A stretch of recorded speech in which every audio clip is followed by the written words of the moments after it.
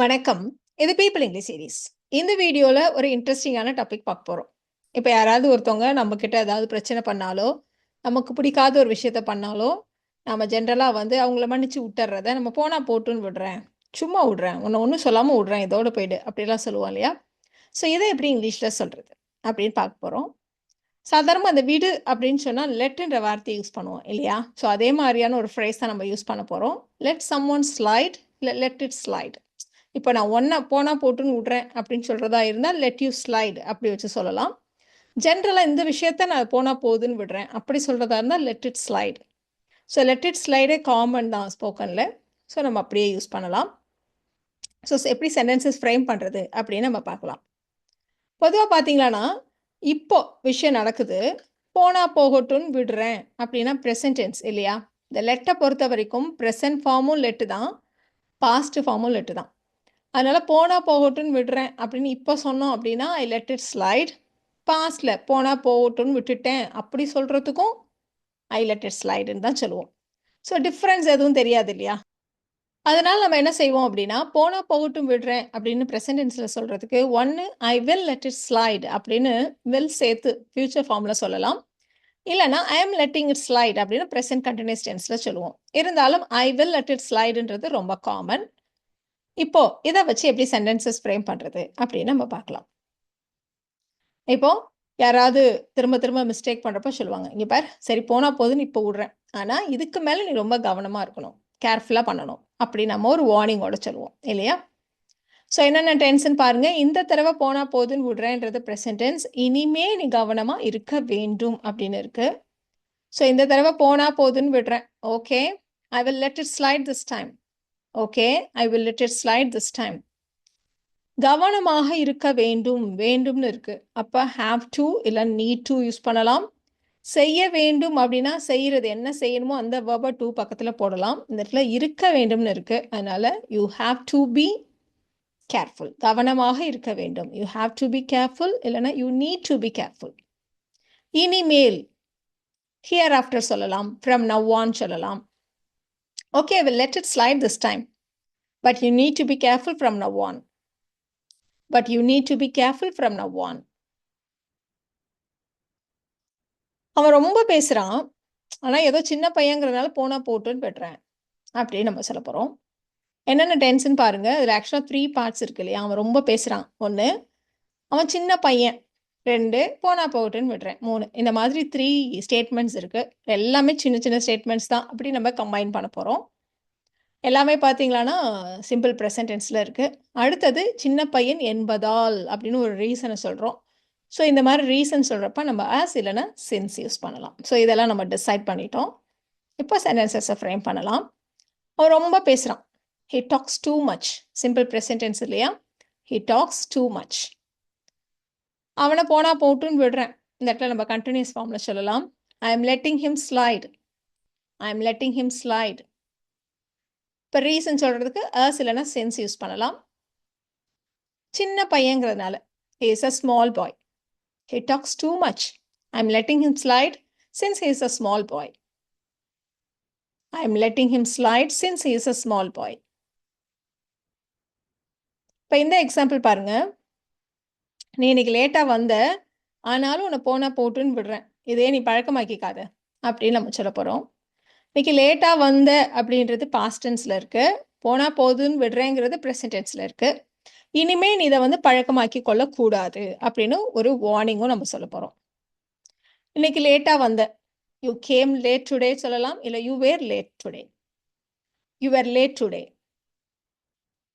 ஆனாலும் போனா போட்டுன்னு விடுறேன். But I will let it slide. You were late today but I let it slide. இப்போ இதே நீ பழக்கமாக்கி கொள்ளக்கூடாது அப்படின்றத வார்னிங் மாதிரி சொல்ல போறோம். டோன்ட் வச்சு. Don't make it a habit.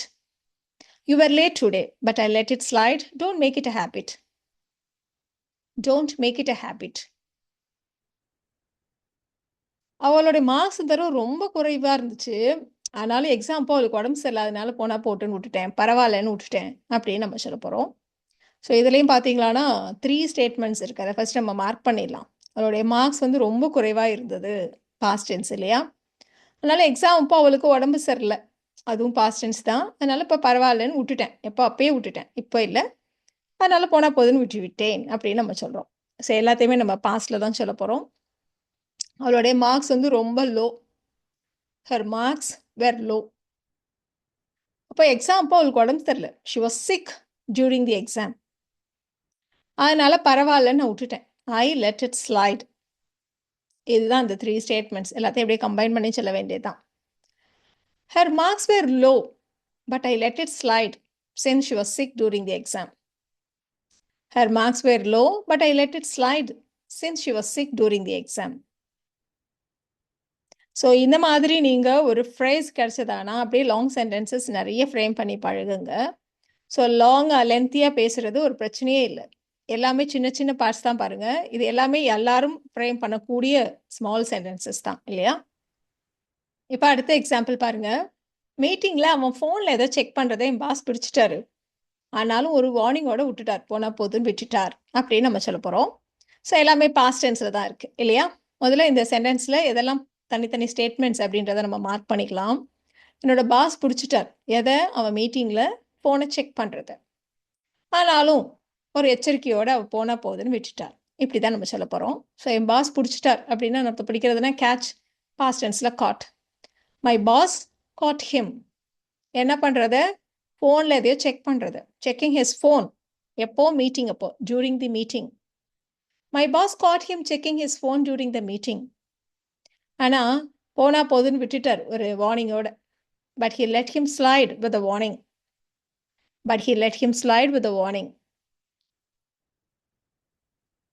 இப்போ யாராவது நமக்கு பணம் கொடுக்கணும்னா நம்மளும் கேட்டு கேட்டு பார்ப்போம். அப்புறம் சொல்லுவோம், சார் நீங்கள் கஷ்டப்படுறீங்கன்னு எனக்கும் புரியுது, அதனால இந்த தடவை நான் விட்டுறேன் அப்படின்னு நம்ம சொல்ல போகிறோம்.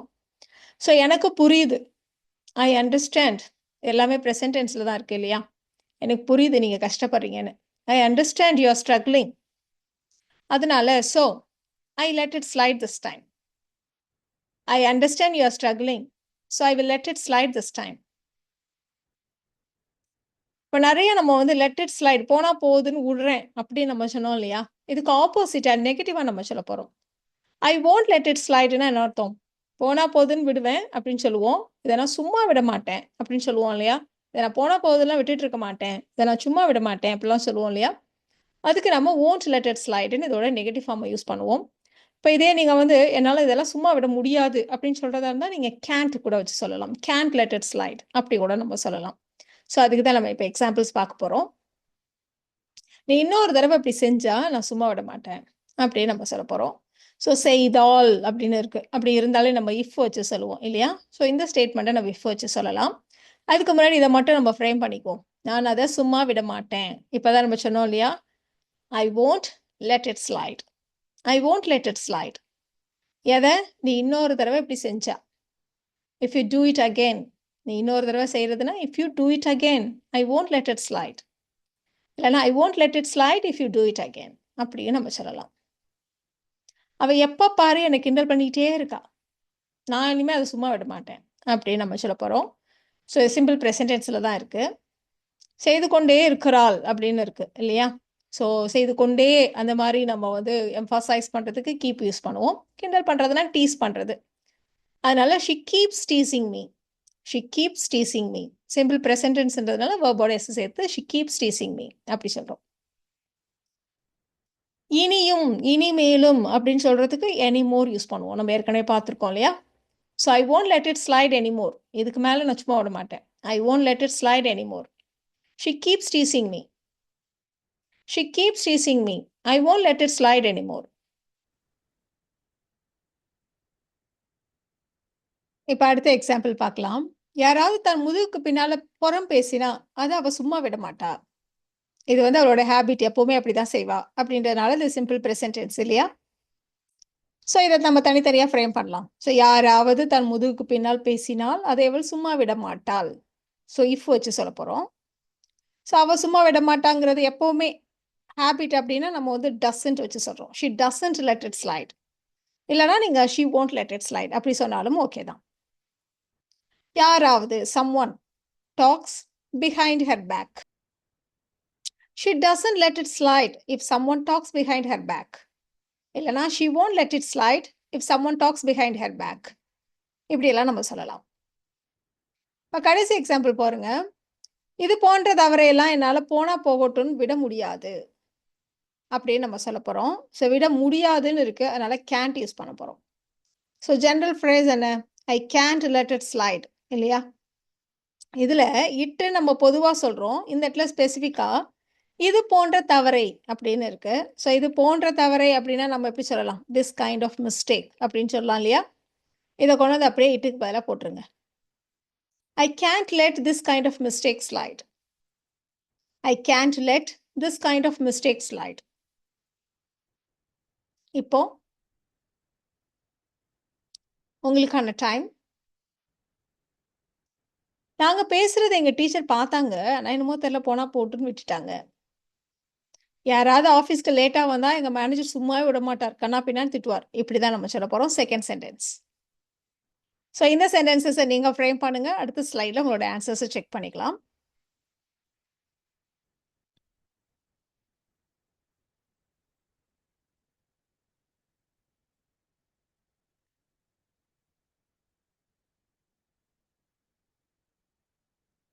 ஸோ இந்த வீடியோல நாம போனா போகட்டும் விடு, இல்ல நான் சும்மா விடமாட்டேன். இந்த மாதிரி எல்லாம் சொல்றதுக்கு நம்ம let it slide, won't let it slide இந்த ஃப்ரேசஸ நம்ம யூஸ் பண்ணோம். இந்த வீடியோ உங்களுக்கு யூஸ்ஃபுல்லா இருக்கும்னு நெனைக்கிறேன். Thank you so much.